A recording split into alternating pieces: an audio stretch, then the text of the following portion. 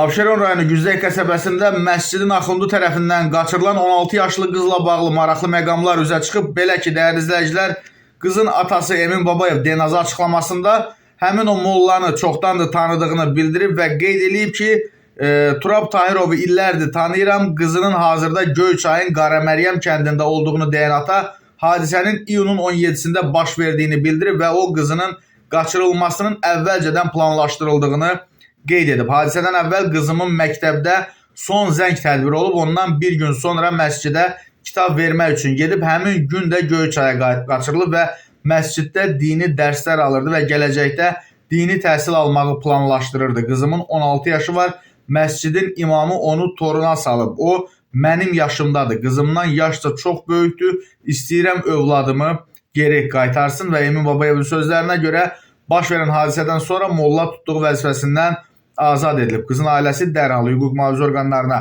müraciət edib, hazırda polis əməkdaşları tərəfindən araşdırma aparılır.